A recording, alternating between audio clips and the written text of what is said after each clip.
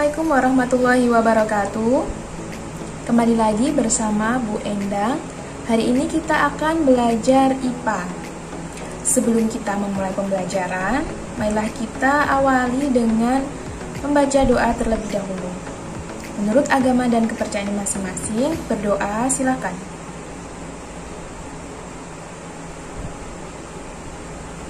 Berdoa cukup. Pada pertemuan kali ini, kita akan membahas tentang perubahan iklim. Pernahkah kamu mengamati perubahan musim yang terjadi akhir-akhir ini? Beberapa tahun terakhir ini, perubahan musim di negara kita tidak dapat diprediksi lagi. Terkadang bulan Mei di Indonesia masih turun hujan, dan di bulan November di Indonesia masih berlangsung musim kemarau. Peristiwa tersebut tidak hanya terjadi di Indonesia, akan tetapi juga terjadi di negara-negara lain di dunia. Mengapa hal ini dapat terjadi dan apakah yang akan terjadi pada bumi kita? Ternyata peristiwa tersebut berkaitan dengan perubahan iklim. Tujuan pembelajaran kita kali ini adalah melalui LKPD dan video presentasi ini, kalian dapat menjelaskan pengertian perubahan iklim, mengidentifikasi fenomena perubahan iklim dalam kehidupan sehari-hari, mengidentifikasi faktor penyebab pemanasan global dan perubahan iklim, mendeskripsikan dampak pemanasan global, serta menyebutkan usaha-usaha menanggulangi pemanasan global. Perubahan iklim terjadi karena adanya perubahan lingkungan. Tidak dapat dipungkiri lagi bahwa perubahan lingkungan terjadi sebagai akibat dari aktivitas manusia. Maha besar Tuhan yang telah menciptakan alam dengan keseimbangannya. Oleh karena itu, marilah kita belajar dengan sungguh-sungguh serta berusaha untuk melestarikan alam sebagai wujud ketakwaan kepada Tuhan yang Maha Esa, agar kelak menjadi manusia yang cerdas dan peduli terhadap semua ciptaan Tuhan. Coba kita perhatikan perubahan iklim. Mengapa hal ini dapat terjadi? Beberapa tahun belakangan ini kita merasakan musim kemarau yang lebih panas dari biasanya. Musim hujan pun mulai ekstrim disertai petir dan angin kencang serta banyak terjadi bencana banjir.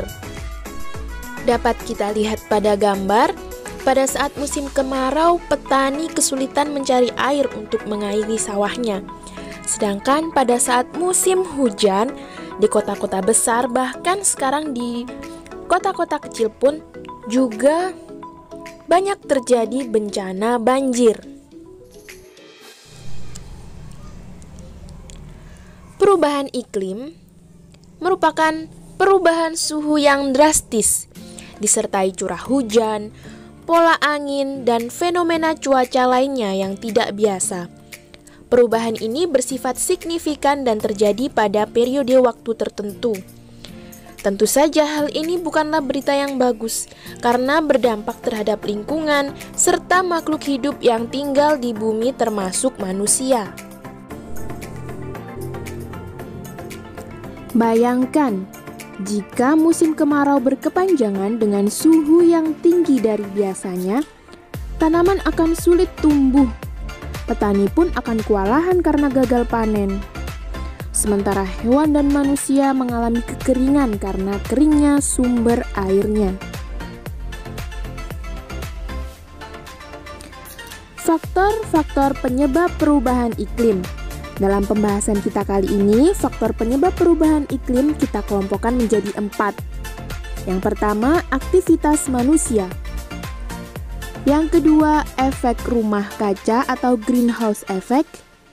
Yang ketiga, pemanasan global.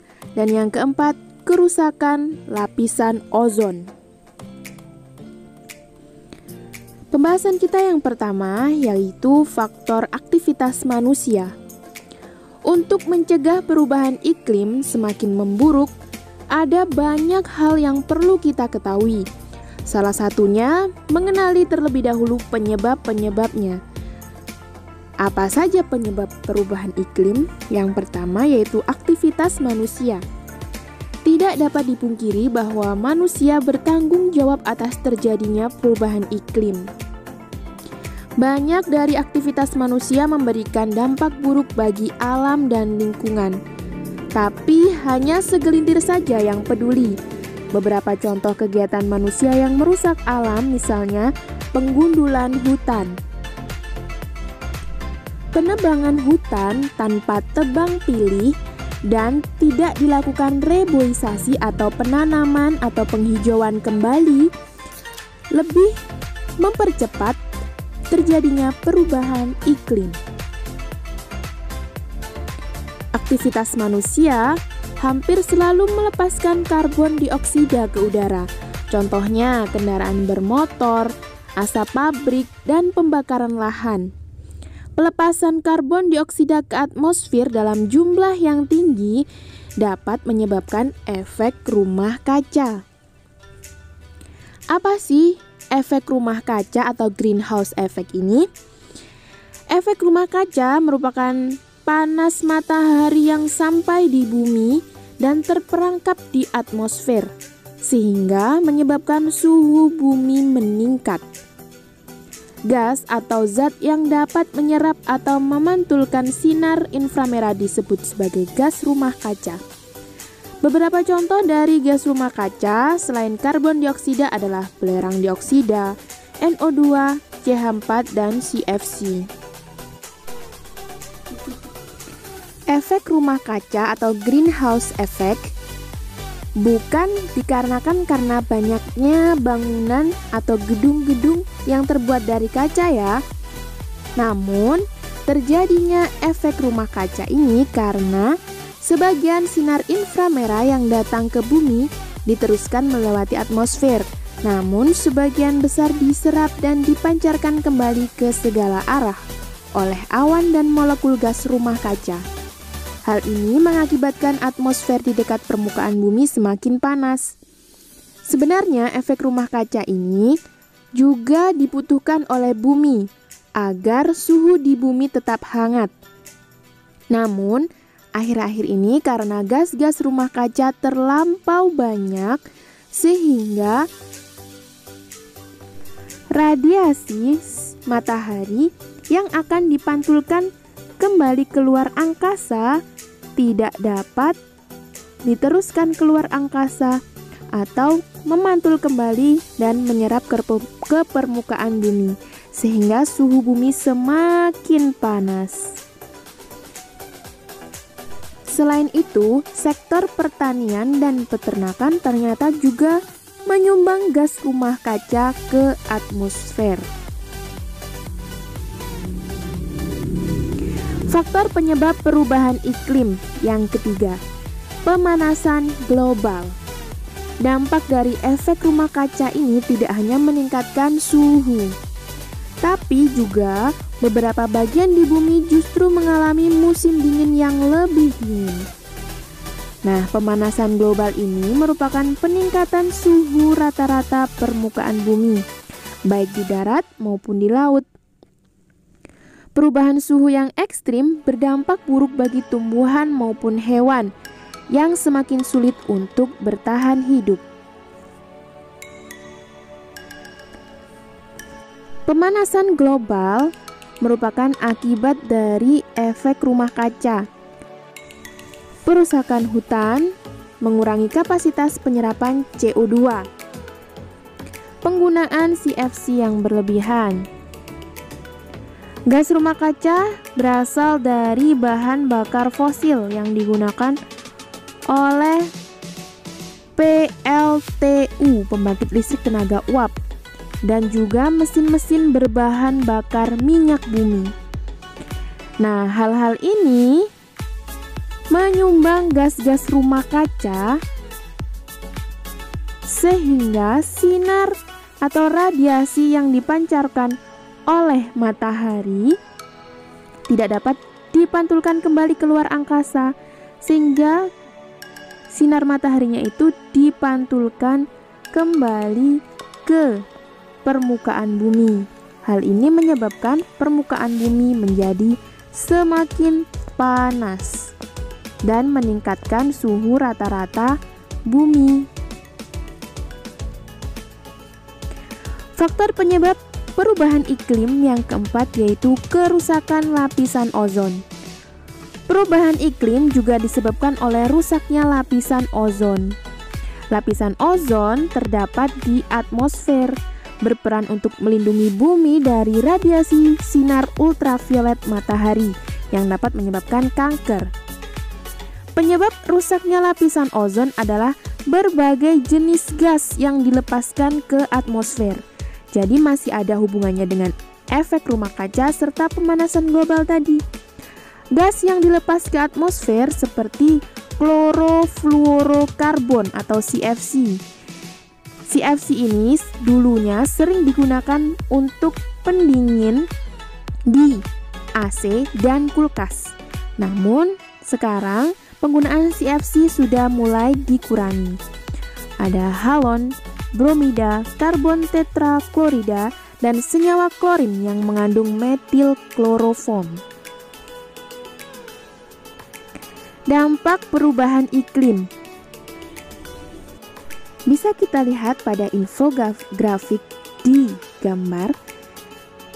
Dampak dari perubahan iklim yakni curah hujan yang lebih tinggi, terjadinya bencana alam angin dan puting beliung, musim kemarau yang berkepanjangan, berkurangnya sumber air, serta peningkatan volume air akibat mencairnya es di kutub. Dan masih banyak beberapa dampak perubahan iklim. Misalnya, temperatur bumi yang semakin tinggi, hilangnya beberapa spesies yang ada di bumi, kegagalan panen, penipisan lapisan ozon, serta pecahnya gunung es di Antartika.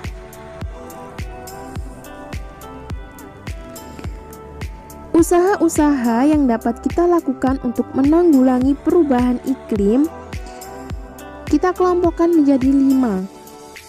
Yang pertama, menggunakan energi terbarukan. Seperti pada gambar ini.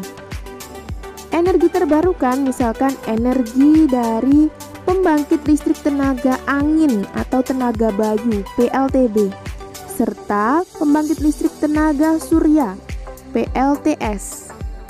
Dapat menggantikan pembangkit listrik tenaga bahan bakar fosil seperti PLTU, karena PLTU banyak membuang gas yang dapat merusak lapisan ozon. Usaha yang kedua yaitu meningkatkan efisiensi bahan bakar kendaraan. Usaha yang ketiga yaitu mengurangi deforestasi atau penggundulan hutan. Bisa kita lihat di gambar penggundulan hutan akhir-akhir ini marak terjadi di hutan Indonesia. Hutan-hutan hujan tropis ditebangi dan dijadikan hutan monokultur, yaitu hutan sawit. Hal ini berakibat pada kerusakan alam tentunya. Meskipun ditanami kembali, namun pohon sawit tentu saja berbeda ketika ditanami dengan tanaman atau tumbuhan heterokultur. Kemudian yang keempat yaitu menggunakan produk ramah lingkungan. Yang kelima yaitu mendukung dan turut serta pada kegiatan penghijauan. Seperti pada gambar. Paling tidak, kalian sudah menanam 1 pohon selama hidup kalian di bumi ini. Baiklah anak-anak, kali ini ada 2 soal yang dapat kalian kerjakan di buku tulis kalian masing-masing. Pertanyaan yang pertama yaitu, menurut pendapatmu, apakah kenaikan permukaan air laut di bumi merupakan salah satu dampak dari perubahan iklim? Jelaskan menurut bahasamu. Dan pertanyaan yang kedua, perubahan iklim dan pemanasan global dapat menyebabkan lapisan es di kutub bumi akan mencair. Jika hal itu benar-benar terjadi, bencana apa yang mungkin akan muncul di masa depan? Jelaskan menurut prediksimu. Tulislah jawabanmu di buku tulis, kemudian kirim di Google Classroom yang tersedia pada Google Classroom kalian masing-masing. Demikian presentasi yang bisa saya sampaikan. Apabila ada kurang lebihnya saya mohon maaf. Dan jika ada yang ditanyakan, silakan segera hubungi guru mapel kalian masing-masing. Demikian pembelajaran yang bisa saya sampaikan. Apabila ada kurang lebihnya, saya mohon maaf. Apabila ada pertanyaan, silakan segera hubungi Bu Endang. Saya akhiri. Wassalamualaikum warahmatullahi wabarakatuh.